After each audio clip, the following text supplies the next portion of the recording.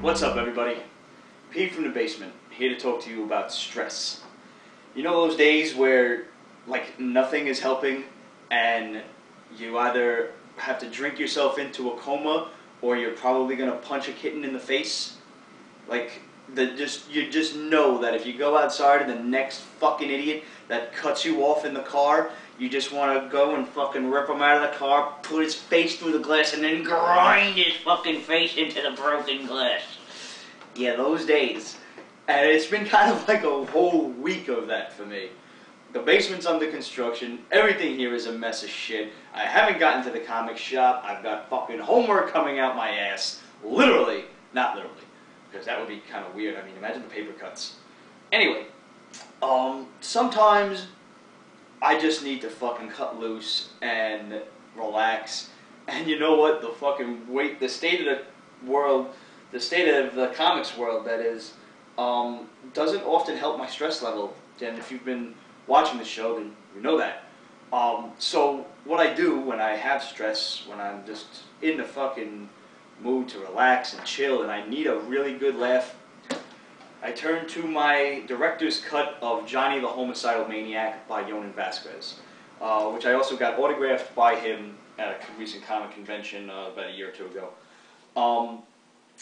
To read this book is a journey into one man's psyche. And that psyche, I believe, is filled with penguins, puppies, and razor blades.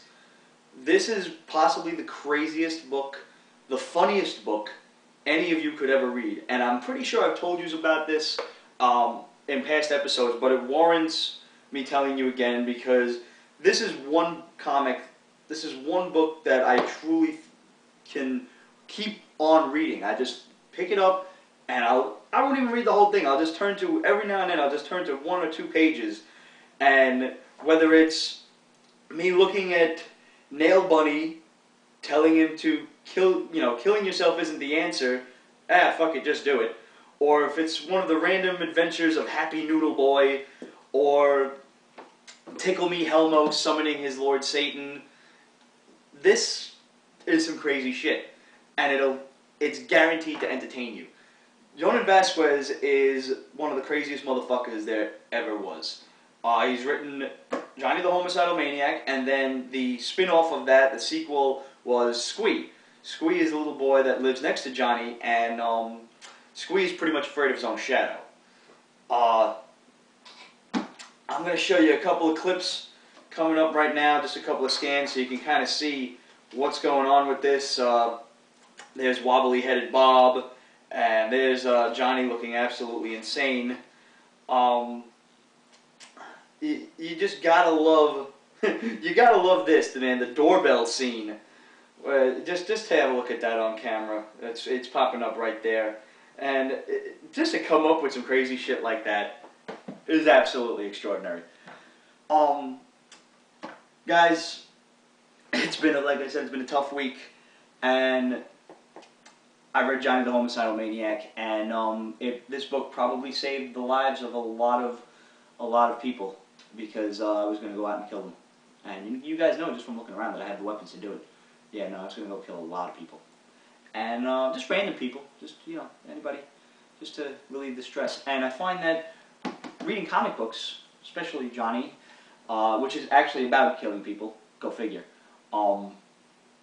it helps. It helps. It makes me not kill people, because I get to watch Johnny do it in some very creative ways, and I recommend it to you. If you're tired of just the fucking fustercluck that is Marvel and DC, and you just need to kick back and chill, go on Amazon. You don't need the hardbound director's cut. Get the regular soft cover. Probably maybe run you about $5 to $10. Get this and Squee. Please, get these books. I don't have the graphic novel of Squee. I actually have the issues of that. But you absolutely need to get a hold of this and read it. And after you do, tell me what you think. If you've read this already, write in and tell me what you think of it. Tell me how fucking hysterical it was for you. You know the deal, guys. Questions@PetesBasement.com. MySpace, Facebook, Twitter.com/PeteSpaceman, all that stuff. There are numerous ways to get in touch with us, and we love hearing from you guys, so by all means, write to us, let us know what's up, let us know what you're reading, bitch to us, complain about us, complain to us, we are all ears. And if you're going to write to me about Johnny, just title that shit Johnny, the homicidal maniac, killing babies, whatever you want to call it. Whatever. I'll figure it out. I'll find it. Let's see what the rest of the boys talking about this week. I'm going to go take a nap.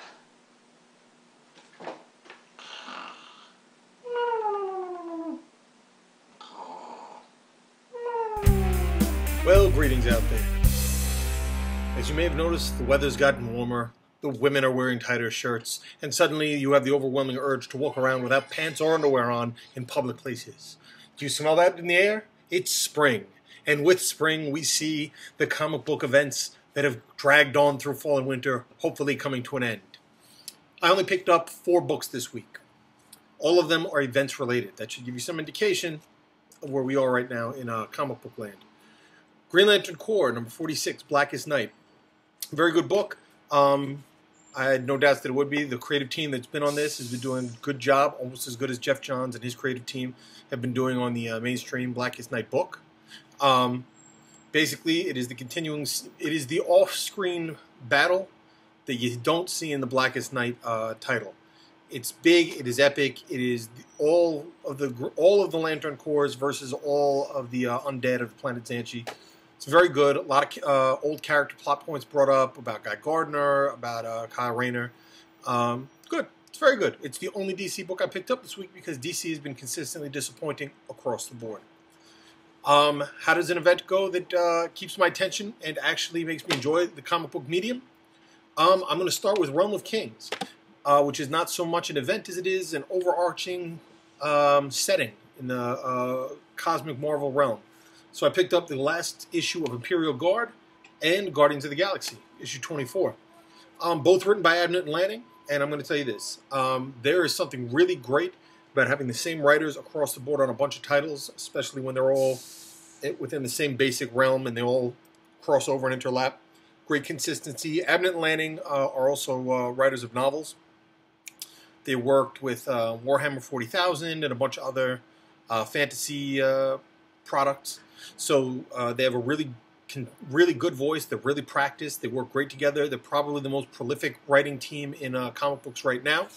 And I'll put it to you this. Guardians of the Galaxy, always a fun read. The characters are always great, flawed. It's like reading the Doom Patrol in space if the Doom Patrol was written really well as opposed to by who does it now. No offense.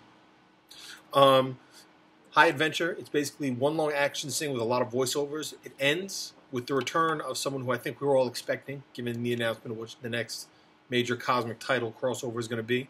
It's really great seeing Captain Marvel's daughter be such an absolute total fuck-up. I'm enjoying this book, and the artwork is very good too, by LaPonte. I'm enjoying it. It's very clean artwork, and I like that type of shit.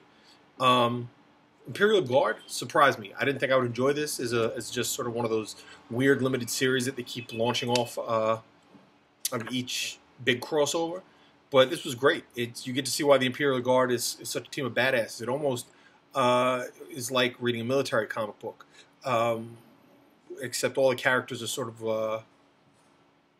what's the word? Caricatures of Legion of Superheroes.